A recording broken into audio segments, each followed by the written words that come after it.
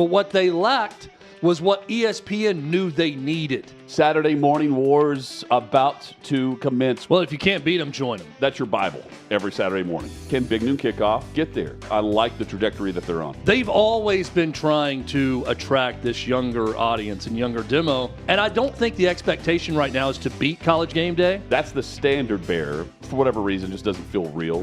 This episode of Hot Mic brought to you by PrizePicks. Preseason football, crumble it up, throw it. It's behind us. Done. College Over. football is here. Forget about it. Don't miss any of the action this season on PrizePicks. PrizePicks is simple to play, and we're going to give you our picks coming up later this segment. Chad, football's back, baby.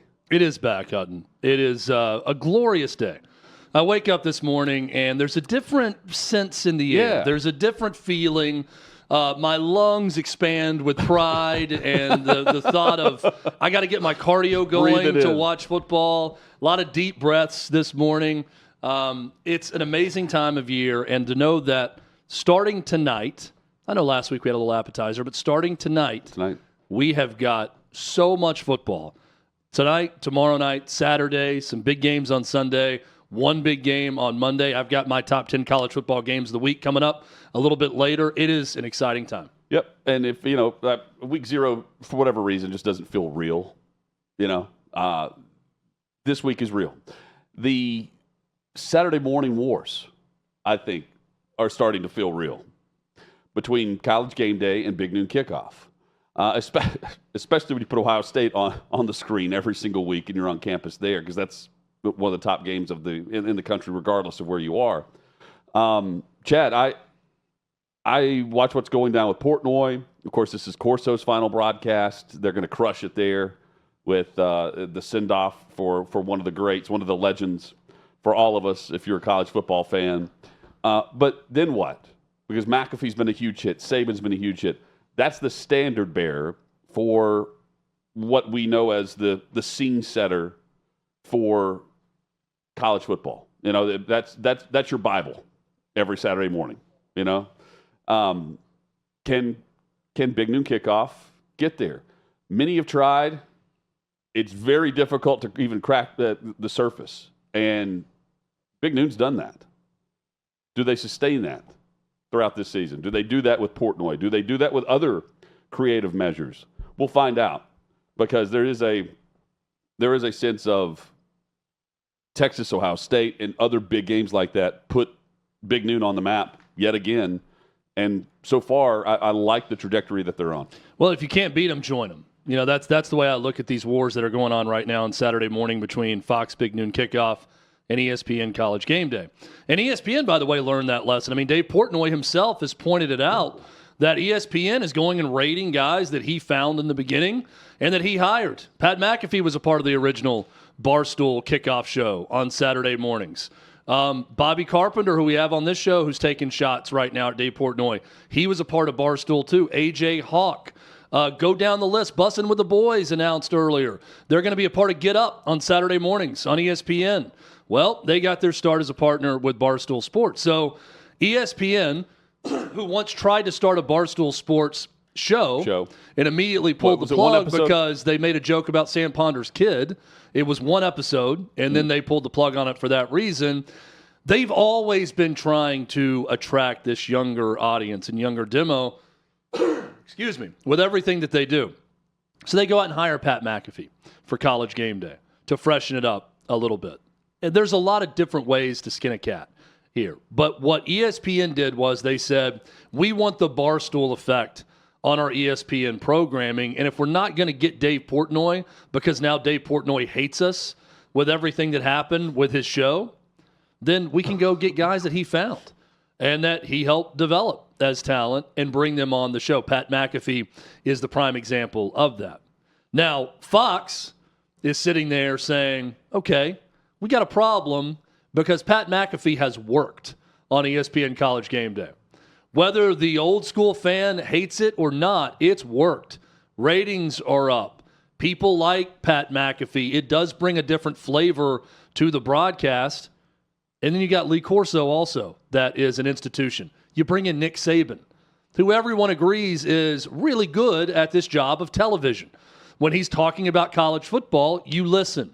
Nick Saban has a voice and a resume you're going to pay attention to. Now, Fox has Urban Meyer, who's got a resume you're going to pay attention to in college football as well.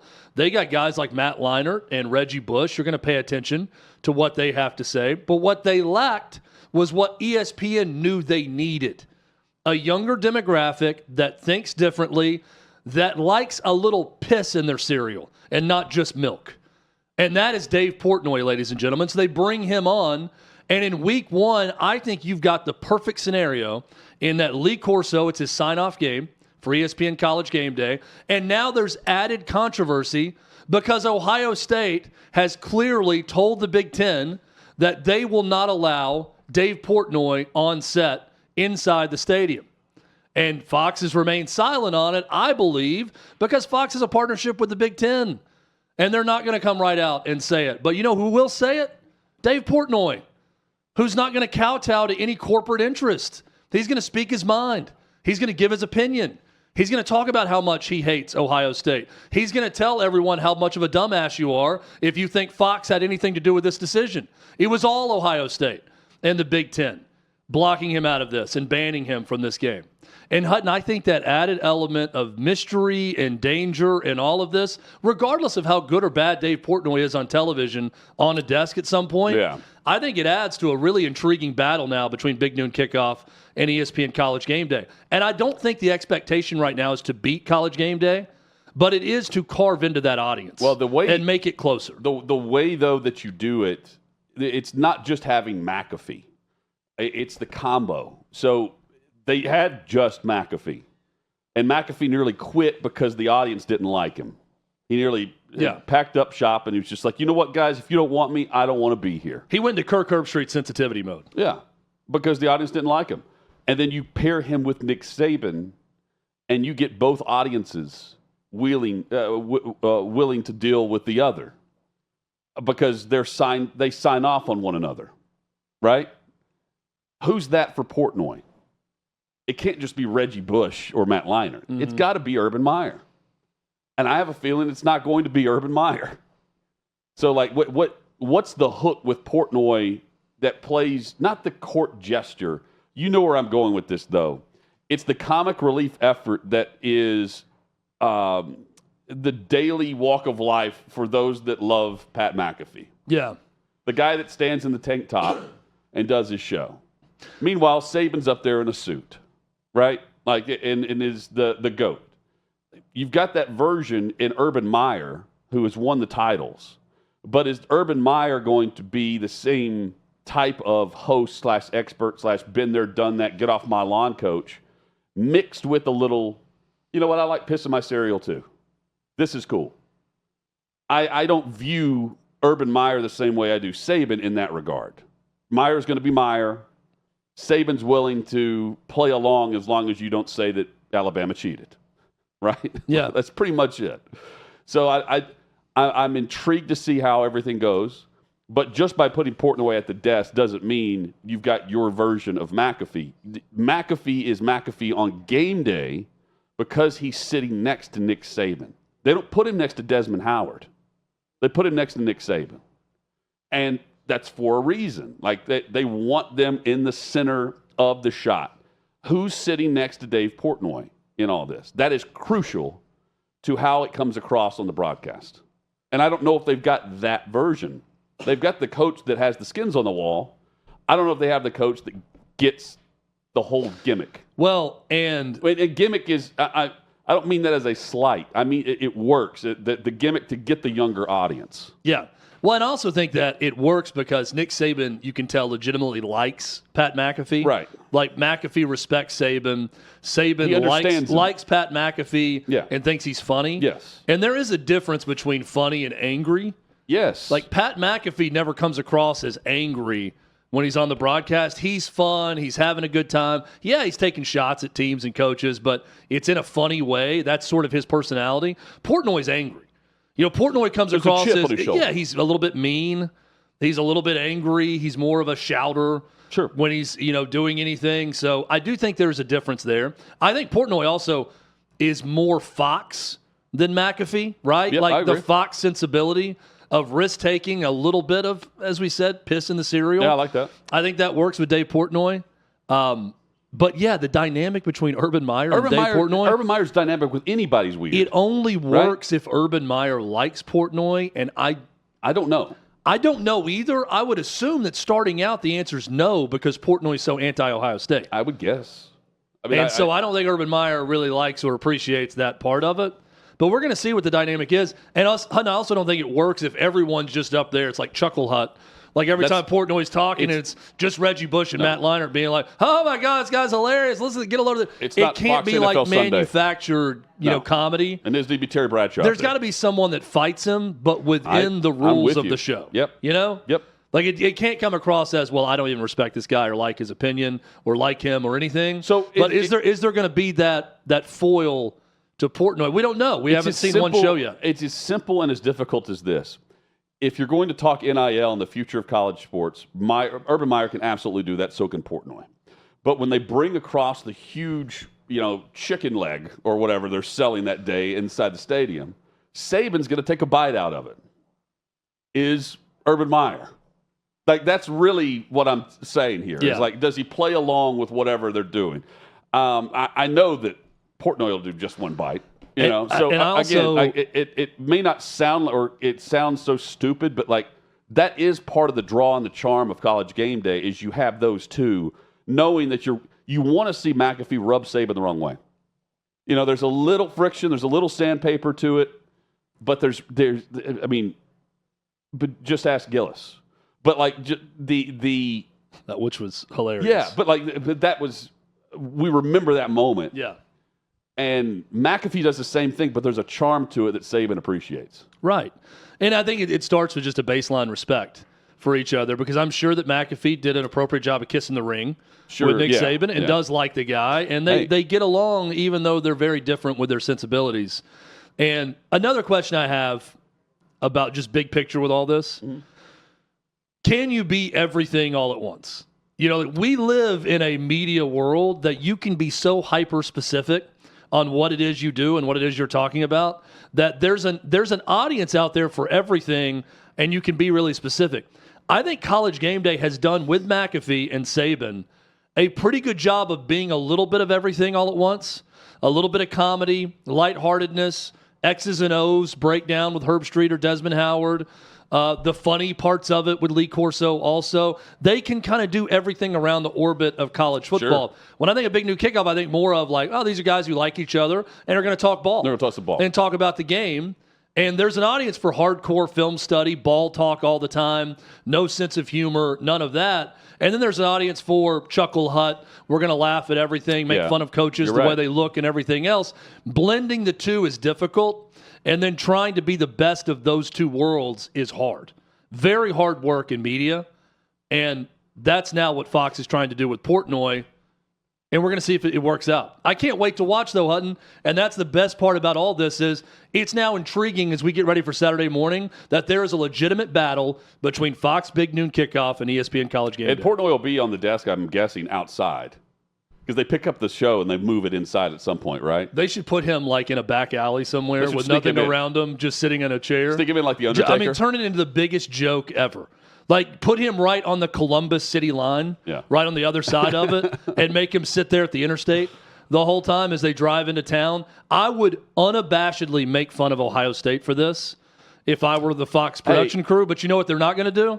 Make fun of Ohio State because they don't want to piss off their partner. Well, I mean, but it seems like no one likes Ryan Day, even Pat McAfee, who admitted as much after an interview with Kirk Herbstreit on the Pat McAfee show. Getting Ryan Day on the show, that's crazy. I didn't know that fucking guy would come on this show. Come on. Gus, we got some inside info from the two Ohio State lads. Come on, dude. Me, Ryan Day, we'll call it outs. No. There you go. Yeah. There it is. Two ships passing in the night. No, not even passing. No. Ryan, I see his ship, I turn mine around help and go him the other way. Ryan loves him. Yeah, does he? All you guys. You know that. But what if it never got to him and you're saying all these nasty things? I'm not saying nasty things. I'm just letting him know. Those are nasty things. I guess McAfee's great. I guess McAfee can't be credentialed either. Is Kirk Herbstreit the only human who likes Kirk Herbstreit and Ryan Day's wife? I mean, honest question. Like, I had the same thoughts about Urban Meyer for a while. Yeah. But are they the two humans that actually like Ryan Day? I don't know a single coach that likes the guy. No. Including Lou Holtz after he bashed him. No, Lou Holtz will whip his ass. Like, I think it's pretty tough to get Pat McAfee to not like you, right? Like, that dude loves life. He doesn't like Ryan Day or Norby Williamson. He has a zest for everything. Yeah, that's pretty much shockingly, he hates bosses who try to screw him over. And then there's Ryan Day. And Ryan Day. Those are the two things that McAfee hates. We've got our PrizePicks selections for the week. I don't hate our picks for the week. I think we're set up very well here. PrizePicks, easy to play, just more or less on 2 to 6 player stat projections. And if you get your picks right, you can cash in and win up to 2,000 times your money. PrizePicks is the best way to win real money this football season. Make your picks in less than 60 seconds, and you can turn your opinions into real money on PrizePicks. Download the PrizePicks apps to follow along here. When you do, use the code HOTMIC, H-O-T-M-I-C, H-O-T-M-I-C. $50. You get $50 in lineups after you play your first $5 lineup. You can do that by following along right here. PrizePicks, run your game. I'm going with futures. Yes. And I'm taking Drake Maye, a combined. By the way, I'm going more on these. More. Drake Maye, more than 24.5 passing and rushing touchdowns for the 2025 season. Let's go. I mean, there's always a team that goes from last to first, from the bottom to the top. And 24.5 seems like a low number for me to look at and think, Drake Maye surpasses this. Passing and rushing, give me the second-year quarterback with the new head coach and new offensive coordinator. And Derrick Henry. Always a solid pick. More with Henry's always a solid pick. More than 1,349.5 yards. The man nearly had 2,000 last year. He's the first human being on the planet to ever rush for 2 different 1,900-yard seasons in the National Football League. Give me King Henry and crown Drake Maye in 2025. Hutton, I love these picks, and I love the mantra of more. And I'm going to go more also. Then I'm going to stick with the same player. I think Clemson's going to be outstanding this year. Cade Klubnik, a great bounce-back season in 2024. I'm going to go with college football season projections and go more than 3299.5 on the passing yards for Cade Klubnik and more than 28.5 total touchdowns for the season. I think he's going to have a gigantic year with 3 great wide receivers to throw to at Clemson, a really good offensive line. More on Cade Klubnik. Klubnik, take more with Drake Maye, and more with Derrick Henry. And you can join us with PrizePicks on our selections.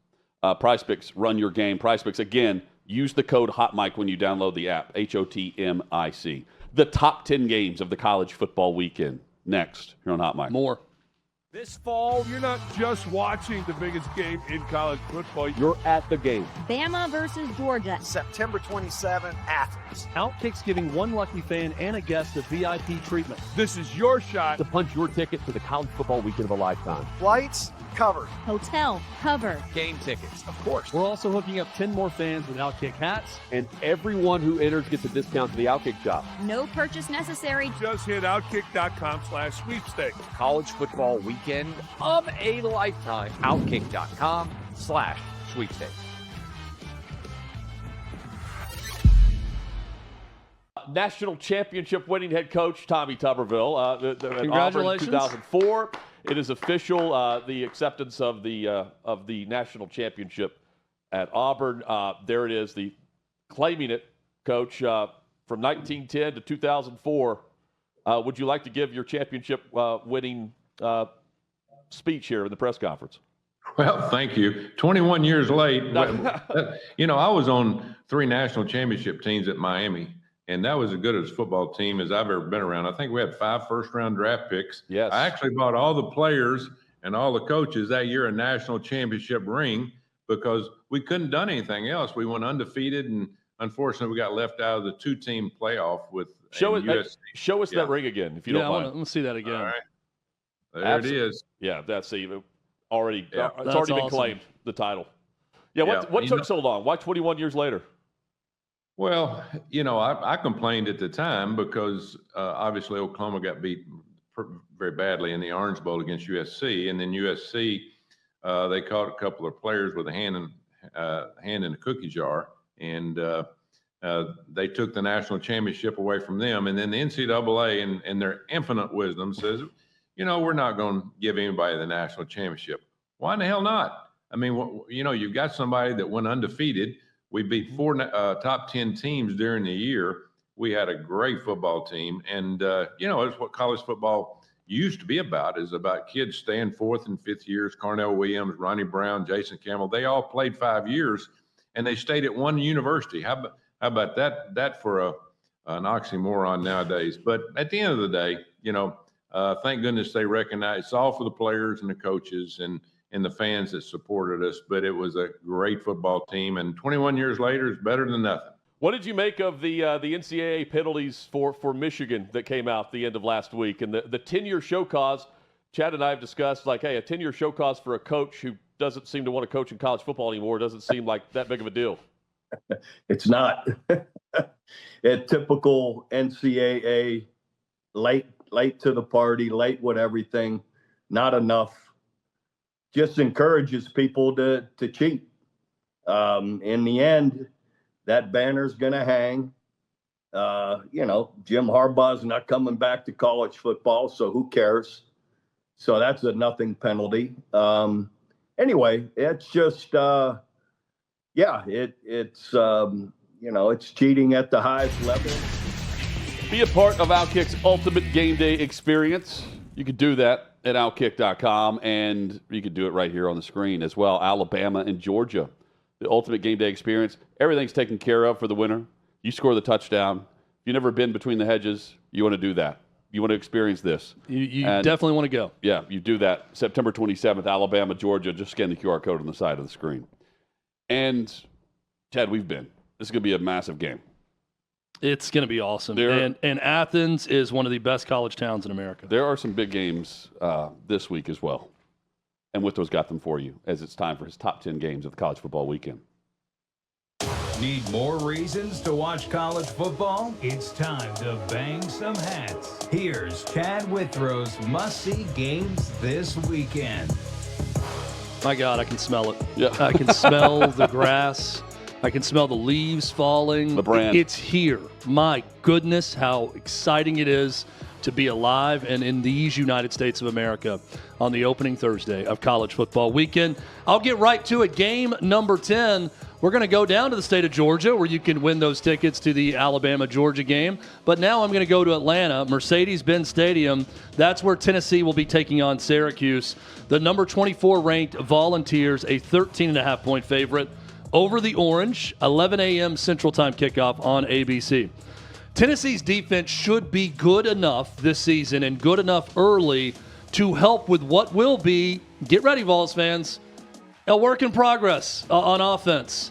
I'm sorry, but you do not lose a starting quarterback post-spring practice and you don't miss a beat. Now, maybe Syracuse, replacing so many players, is going to be porous enough defensively where Tennessee's able to run the ball all over them at will and put up a ton of points in this game. But when they play good defenses, I think it will be a bit of a struggle early on. Now, they can get better and better as the year goes on. The hope for Tennessee is their defense is good enough to carry them in the beginning. Former Notre Dame backup Steve Angeli is the starting quarterback for Syracuse. Here's a fun fact, by the way, about starting quarterbacks in the state of Tennessee. Hutton, you ready for this? I'm ready. Ages of college and pro quarterbacks. At Vanderbilt, Diego Pavia is 24 years and 5 months. Okay. Tennessee's starting quarterback, Joey Aguilar, 24 years and 3 months. And Memphis starting quarterback, Brendan Lewis, is 23 years and 8 months. Titans rookie Cam Ward, 23 years and 3 months old, the youngest of the major starting quarterbacks in the state of Tennessee. Hutton, your thoughts? Yeah, and how old is Anthony Richardson, who just benched? Still younger than those guys, I think. Exactly. It's amazing. It is. And Richardson, he could use some extra time in college. I think this is a good, other than just an absolute warm-up game for Tennessee, this is a good start for Joey Aguilar in this Tennessee team. Let me be clear here. This should be a 1-800-ASS-WHIP. Josh Heupel, 1-800-ASS-WHIP. This is what this game should be. Syracuse is not good. And I think Tennessee's defense is good. I agree. I think they got a chance to be really good on that side of the ball. Game number 9 this week, Georgia Tech at Colorado. The Ramblin' Wreck, a 4.5-point favorite in this game. Friday night kickoff, 8 o'clock Eastern time on ESPN. Caden Salter in at quarterback, the Liberty transfer for Colorado. Julian Lewis, highly touted freshman, is his backup. Big expectations for Haynes King and this Georgia Tech offense. First back-to-back winning seasons for Georgia Tech in the last decade under Brent Key. This is the first ever matchup between these two programs, Georgia Tech and Colorado. A little bit of history between these two. Both of them claimed the 1990 national title. They shared it. Georgia Tech and Colorado both national champions in 1990. Both schools will claim it because different services voted for them, and now we get to see this game on the field, Hut. Georgia Tech averaged 40 more yards per offensive output last year than Colorado. That surprised me. Back-to-back bowl appearances, as Chad mentioned, they should be taking another step forward, like an 8 or 9 win season here. This is not a good matchup for Coach Prime, introducing us to new quarterback look and new superstars on offense. I lean Georgia Tech and the Rambling Wreck. Jerry Jones will be watching his future coach and Coach Prime coach this game on Friday night. Game number 8. Another highly touted offseason coach. Something Coach Prime knows a lot about. TCU at North Carolina. TCU a 3-point favorite. This game Monday night, Labor Day night, 8 o'clock Eastern time on ESPN. Sonny Dykes knows a thing or two about this matchup. But last time that he went up against the biggest talk of the offseason in Coach Prime in Colorado, he got defeated in a big upset for Colorado. So he's trying to improve upon that last outing against this season's most talked about offseason coach. Not only has North Carolina been busy trying to get trademarks for things like Gold Digger with Jordan Hudson and Bill Belichick, really expanding upon the brand, they've expanded upon their football brand because 13 of their 22 starters are incoming transfers this year, including Gio Lopez coming over for South Alabama. Sonny Dykes' offense, really good. Josh Hoover, one of the best quarterbacks in the country. This is going to be a tall task for North Carolina, but Hutton, they're in Chapel Hill for this game, which is a big advantage. I was talking with someone who knows TCU Frogs football, and they told me in a recent trip down to Texas that not really sure what they have football-wise this year. Like what type of expectations will be met or, maybe oversold. That to me leans UNC in Chapel Hill. Chapel Hill could have a day and night like Coach Prime did in his first game. Yep. Game number 7 as we roll along. Nebraska taking on Cincinnati. The Huskers, a 6.5-point favorite. This game played tonight, 8 o'clock Eastern time, or 9 o'clock Eastern time, actually, 8 o'clock Central, Hutton Special on ESPN. Scott Satterfield at Cincinnati, he's in trouble. You want to talk about coaches on the hot seat? He is 8-16 after 2 seasons as the Bearcats coach. He's got a good quarterback, Brendan Sorsby, a dual threat guy, and he's going to go up against a Nebraska defense that returns only 4 starters from a really good unit a year ago. Nebraska also breaking in a new defensive coordinator. These two teams combined for 39 turnovers a year ago, and they were 3-9 in one-score games. So you could make the argument both pretty good last year and terrible luck in one-score games. But Nebraska fans know all about terrible luck in one-score games. It's been their identity for the past 10 to 15 years. It was their identity again last season. Matt Rule trying to change everything about this program. Dylan Raiola looked better under Dana Holgerson's leadership. Hutton, I think that continues with Raiola and Holgerson, and I like the Huskers. I'm picking the coach paired with the quarterback here, and that's why I'm going Nebraska. Game number 6, Virginia Tech against South Carolina. This is the second game in Atlanta this weekend, the first being Tennessee and Syracuse. This game played Sunday, 2 o'clock Central Time on ESPN. The Gamecocks, an 8-point favorite in this game. Sneaky best quarterback matchup of the weekend, possibly. Kyron Drones for Virginia Tech versus Lenora Sellers for South Carolina. Again, this may be the best QB matchup all weekend. We're going to get to a more high-profile one a little bit later in this countdown.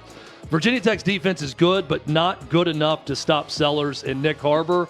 I think South Carolina gets off to a good start. Big season, though, for Brent Pry at Virginia Tech. That and new play caller as well, right? Yeah. For South Carolina, new faces on defense. Lenore Sellers, if you want to sell me on the Heisman hype, this is a game you go out and dominate. And you're right, Drones is a very capable quarterback too that no one's discussing. Let's get into our top 5, shall we? Number 5. Yes. Number 8, Alabama Crimson Tide, a 13.5-point favorite in Tallahassee against Florida State, where the great Bobby Bowden once said, and I quote, "I never, ever in my 35 years of head coaching have ever been accused of foul play." Said that about Steve Spurrier, but we all know FSU stands for Free Shoes University. Yes, we do. But Alabama also notoriously one of the cheatingest programs in all of college football as well. Don't you say that to Nick Saban. No. Shane Gillis said it to him. He didn't like that. He certainly would not like me saying that, but it's true. A lot of programs cheated over the years. These two certainly know a thing or two about it. They're going to meet up 3:30 Eastern Time, 2:30 Central on ABC. Tommy Castellanos. Yeah, he's not going by Thomas anymore. He's going by Tommy Castellanos, because when you throw shade at Alabama in the offseason and say, and I quote, "Alabama doesn't have Nick Saban to save them against us, I just don't see them stopping me." Well, buddy, the bill has come due, my friend. You talked a lot of shit this offseason, and Alabama's defense is ready. Tommy Castellanos, the same guy who quit on Bill O'Brien and his Boston College teammates midseason a year ago, but a talented player. For Florida State, Gus Malzahn in as offensive coordinator for the Noles. Ryan Grubb in to call plays for Alabama. New quarterback for the Tide in Ty Simpson. Tough road environment. But Hutton, this feels like a game where Alabama's exquisite offensive line should be able to get a lot of rushing yards for those Alabama backs. An elite defense. Yes. Alabama has a thoroughbred defense. And I'm taking the quarterback who hasn't quit. The guy who has waited his turn in Ty Simpson in this matchup. Hell yes. We may see Castellanos quit for a second time. Good, yeah. He may end up at App State at the end of all those. Who knows? Third school. UCLA, maybe. Yeah, UCLA will take it. I'm excited about this matchup, though. And also, you mentioned great defense for Alabama and a pissed-off defense after what Castellanos had to say. Game number 4, Auburn, a 2.5-point favorite at Baylor, taking on the Bears. 8 o'clock Eastern Time kickoff Friday night on Fox, which you can now see on YouTube TV because they came to a temporary agreement. Good news for Hutton and I as YouTube TV subscribers. Baylor's quarterback Sawyer Robertson, the top returning quarterback in America in quarterback rating. Passed for over 3,000 yards and 28 touchdowns a year ago. That's despite not taking over until Big 12 play last year. Jackson Arnold, very different story. A year ago at Oklahoma. He was not good at all, but now he's got Cam Coleman. He's got Eric Singleton. He's got one of the best wide receiver rooms in the country, and he's going up against a secondary with major concerns. Yep. They were really bad a year ago. They've got a starter who's out in this game, so there's going to be an opportunity for those receivers and Jackson Arnold to get off to a good start. Baylor running back Bryson Washington, a key to this one, he's going to need to have a good day. Baylor probably hoping for a shootout in this one that they can win at home. Hutton, this is a huge game for Hugh Freeze in game number 1. And a huge game for their kickers. Can Auburn's kicking group, can they make more than 52% of their kicks? If so, they're winning this game, and they should. They're the more talented team. Hugh Freeze, call the plays, please. I think call every play. As we go to not just first down, you're saying? Not just fourth not a second down, third down call. Game number 3, Notre Dame at Miami.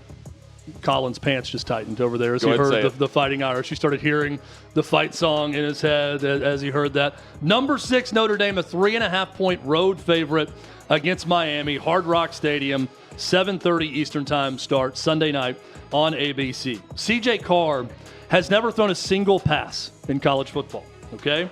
Now he's got to go to Miami and perform in what is going to be a raucous atmosphere. I do not think Miami Hurricanes football in raucous atmosphere. But Brian Kelly and Ian Book, who were a part of the game in 2017 where Notre Dame lost 41-8, said it was as loud as their visit to Georgia when they played. That's how wild it was when Miami gets ready for Notre Dame. You know how you negate a great crowd? You run the damn football.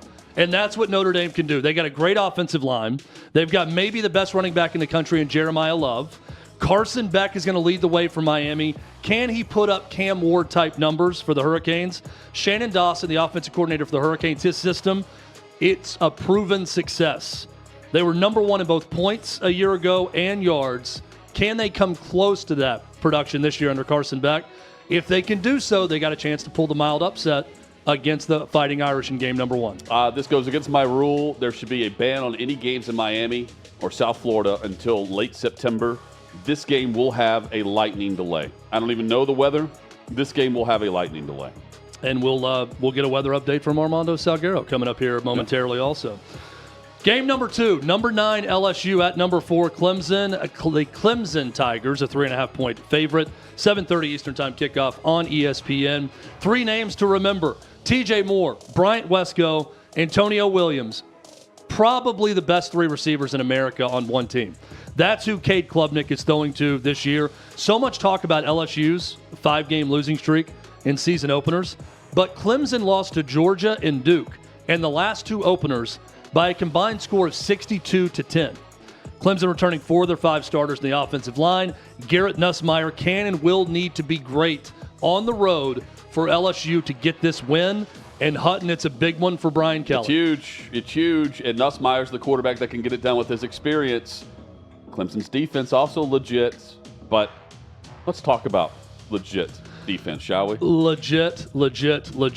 Game number 1. No disguising it. Big noon kickoff. Fox, number 1. Texas Longhorns in Columbus to take on Tyler Castles. Number 3, Ohio State Buckeyes. The Bucks, a 1.5-point favorite in this game. Second matchup in AP history, pitting 2 top 3 teams in a season opener.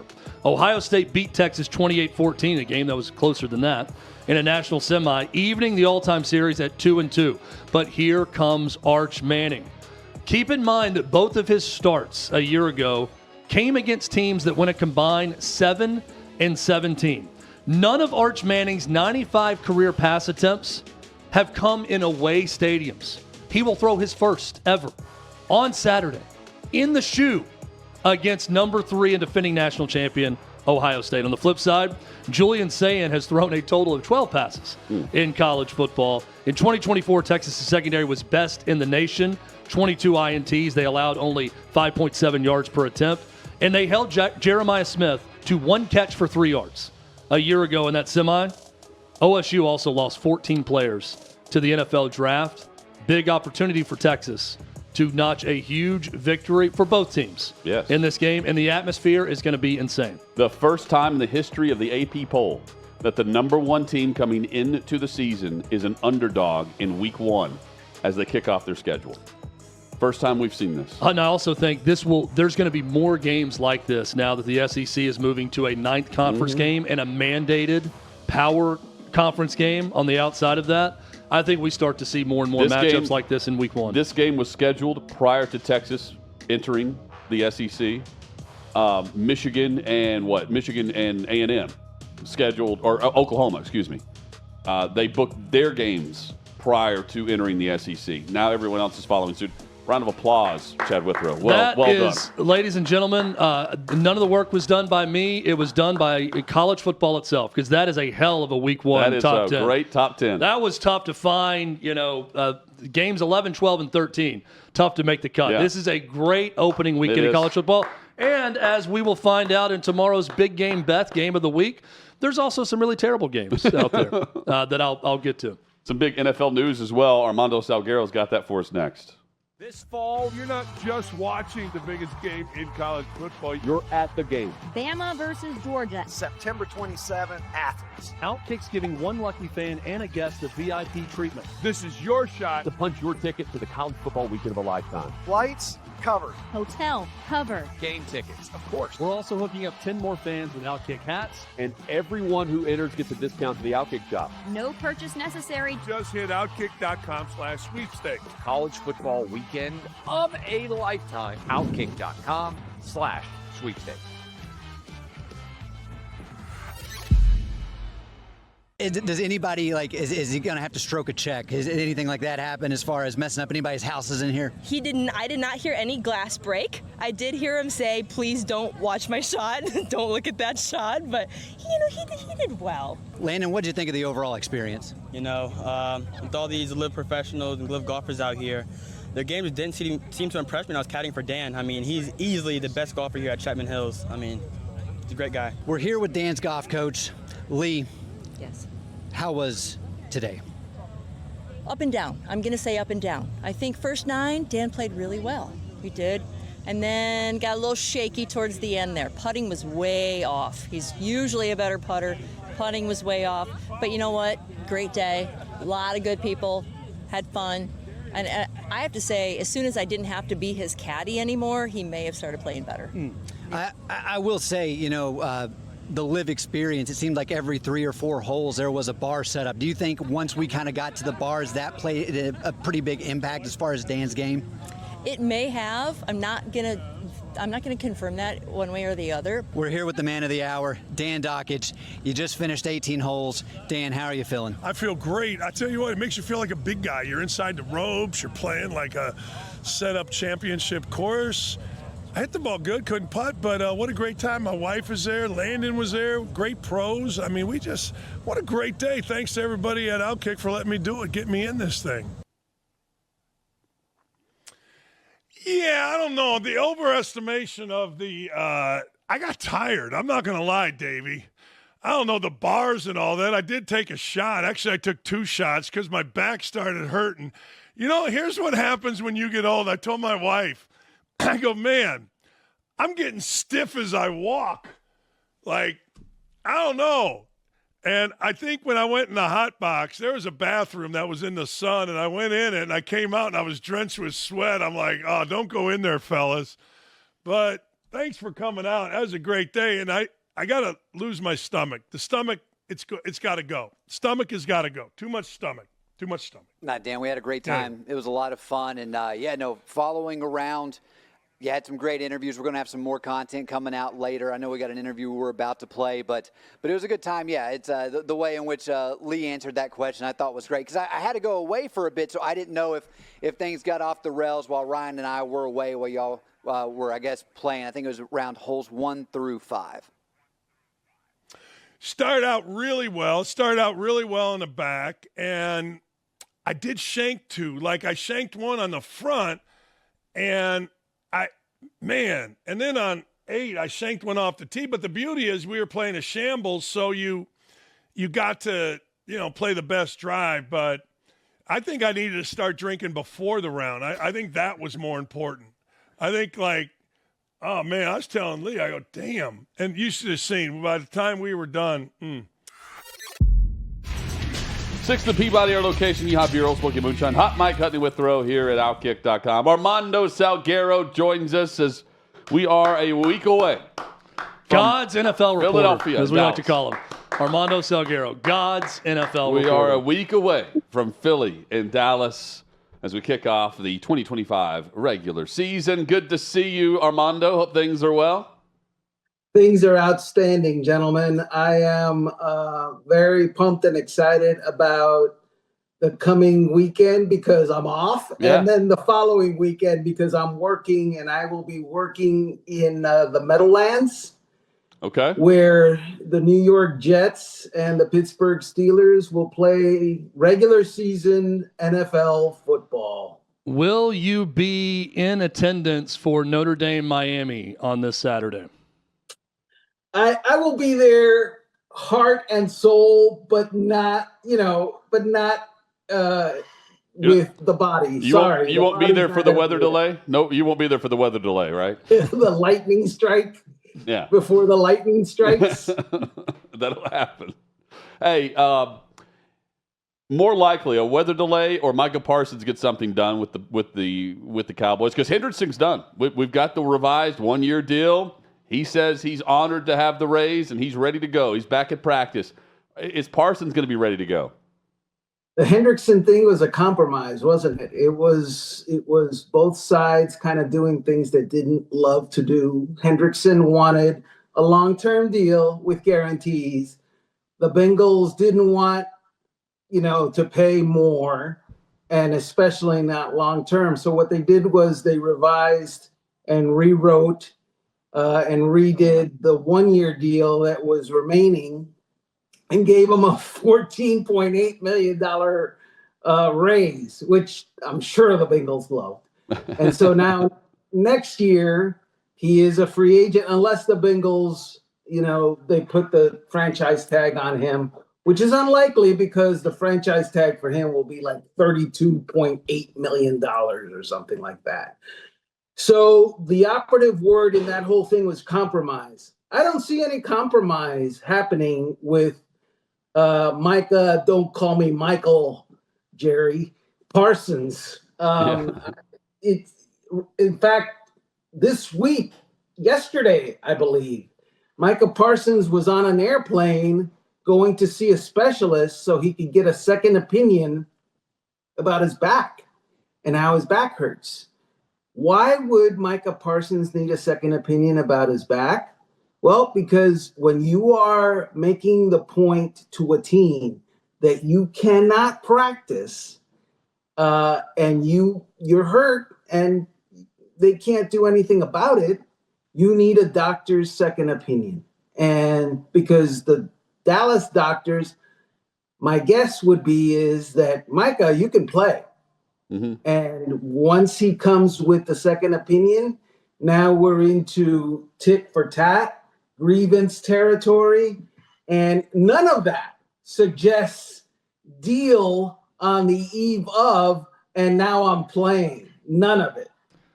It's almost like a doctor witness for the defense that's trying to, say that someone's insane. You can find one doctor out there to do it, and then you put them on the witness stand. That's what the vibes I'm getting from the Micah Parsons back situation. Similar vibes I'm feeling from Juwan Jennings and his situation in San Francisco, where he exits the fourth practice of training camp with a calf injury amidst a dispute over his contract and asking to be traded. Now John Lynch is coming out and saying, yeah, we're not doing that. We're moving forward, but there's uncertainty about whether he's healthy enough to start the season. Kind of a convenient calf injury, right, for Juwan Jennings with the 49ers. What do you think of this situation? Because he's a guy who's going to factor heavily into that wide receiver rotation for the 49ers. Yeah, I would never pretend to know the truth about somebody's calf or anything like that. So I'm going to believe him at his word, but I'm also going to believe the 49ers. And what they're thinking is that he is going to be on their team, so no trade, and he is going to help their team immediately. So game one. And, I mean, we have a disagreement again, but the other thing I would say to you is that Jennings is neither Terry McLaurin, nor Trey Hendrickson, nor Micah Parsons. He's a nice player, solid, good to very good. He's not a star. So, I mean, know your role, man. Rashee Rice, 6-game suspension. Does that tell you anything about the league with that discipline that was handed out to Rashee Rice? Yeah, it tells you that they don't want to go into a disciplinary hearing with Sue L. Robinson as the hearing officer, because the last time they did that, it was a disaster for the NFL. And I'm speaking of the Deshaun Watson hearing in which 24 women are alleging that this guy is a sex offender, basically. And she basically agrees with them. And what happens? She only handed down, I believe it was a 4 or 6 game, suspension. And the NFL's like, wait a second. No. And they appealed their own hearing officer's, decision. So the NFL agreed to this hearing officer, pushed this hearing officer forward, and then hated the hearing officer. And so the hearing officer was coming up September 30th for Rashee Rice, the NFL, I was told, wanted double-digit suspension. Rashee Rice wanted no more than a month. They've settled it at 6 weeks. It starts immediately. He won't be back in the facility until October 13th. He can't play until the 19th. I think everybody's happy, more or less. I mean, it's not what either side probably wanted. That's why it's called a settlement. JJ McCarthy ready to start in Minnesota. You've got Ben Johnson, who's now the head coach in Chicago. He's not the OC now in Detroit. What do you make of the Bears? There's always a team that goes from worst to first, seemingly every year. Chicago's could be one of those teams. I know San Francisco's probably the leader in the clubhouse on where we place our bets. Maybe not. I don't know. New England's another team that comes to mind. But Armando, Caleb Williams, the hands-down number one pick a year ago. Where do you think he is on this trajectory of being the quarterback that meets the hype with the coach that needs to meet the hype as well? I will answer that, but first, let me express my disappointment with you personally, Go ahead. Hutton, Go ahead. because you said the Bears. What else? And yeah, you said the Bears, and that's what most people would say. Oh. But you, with your dulcet tones and great broadcast voice, if you had said the Bears, You got to put a little Chris Farley Chicago accent on it when you say it too. Yep. That's what I'm hoping for. That's All right. what gets me going. All right, there you go. The Bears. I mean, what do you think? What do you make of the hype around the Bears? I buy it to a degree. Okay. And this is the degree I buy it to. He wasn't horrible as a rookie, he being Caleb Williams, right? Yep. He had a lot of things working against him. Number one, terrible pass protection. He was the most sacked quarterback in the NFL last year. Number two, defensive-minded coach that hired an unproven offensive coordinator, then fired the unproven offensive coordinator, then had another unproven offensive coordinator come in. And all the while, they're not getting the rookie up to speed or any better. Ben Johnson is obviously the new head coach, and he's offensive-minded. He comes with all sorts of gadgetry. He knows how to develop a quarterback, and they did work with their offensive line. So all those things spell improvement for Caleb Williams. And ask me if I believe Caleb Williams has a better chance of being good than what J.J. McCarthy does in Minnesota, even though Caleb Williams doesn't have Justin Jefferson. And I would say to you, absolutely he does. He's got 1 year experience under his belt. And, you know, he's actually seen what an NFL defense does in a regular season, whereas J.J. McCarthy, we're being told he's going to be awesome. Yeah, yes. And we have no actual proof of that in an NFL regular season game. So give me, Caleb Williams for the win in that regard. Yeah, I agree with you. The Vikings came through Nashville for the final preseason week.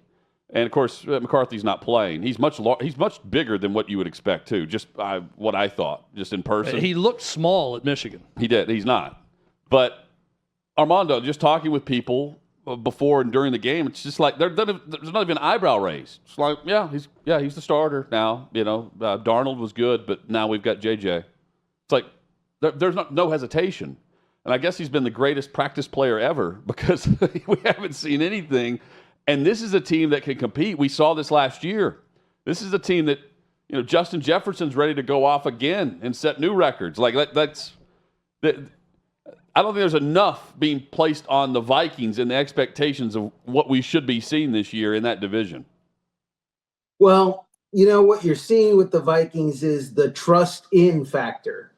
That everybody trusts Kevin O'Connell. They do. Yep.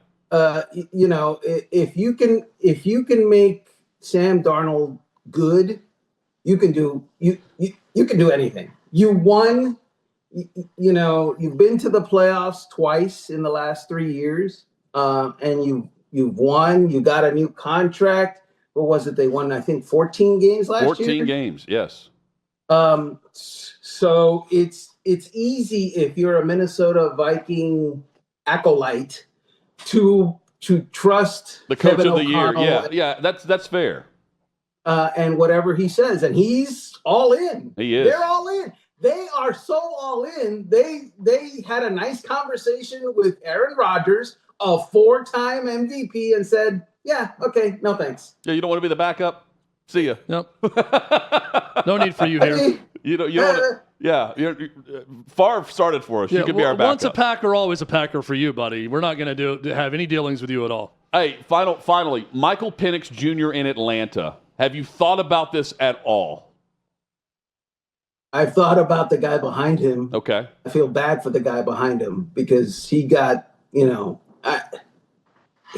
got donged. It's as simple as that. He played hurt, and it cost him because he was terrible when he was playing hurt. Yes. He played hurt. It cost him. He played after they told him, "You're our starter," and then drafted a guy with the number 8 overall pick a month later without having ever told him, and didn't tell him until they were on the clock. And so they didn't trust him then either. It's just, look, it's hard to feel bad for a guy that signed a $180 million contract. I am managing to do it. Duh Bears. Hey, Armando, here it is.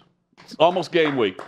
And you've got it all covered. It's always game day for Armando at OutKick, and we love the coverage. And there's always a lightning delay in Miami in the month of August and September. Sunday around second quarter, we will have a lightning delay, a weather delay in Miami, Notre Dame. The convicts versus the Catholics. Yep. Go convicts! There you go. We know where Armando stands. Pick a side, baby. He's going with the criminals. Now, we will not edit that with our discussion about the Chiefs and Rashee Rice. Yeah, yes. In that instance, we're not for the convicts in that one. We will not. We're for a heftier suspension. That's right. That's right. Hey, good to see you. All right, man. See ya. There he is, Armando Salguero. Chad, fun show today. Great way to wrap it up there. Football's back. Enjoy it. Hell yeah. Enjoy Let's go. And we get you ready with Let's get it going. Let's the bang some full hats. slate of games Time tomorrow. to bang hats. Join us right here. Hot Mic, Hutton and Here we Withrow. go. OutKick.com.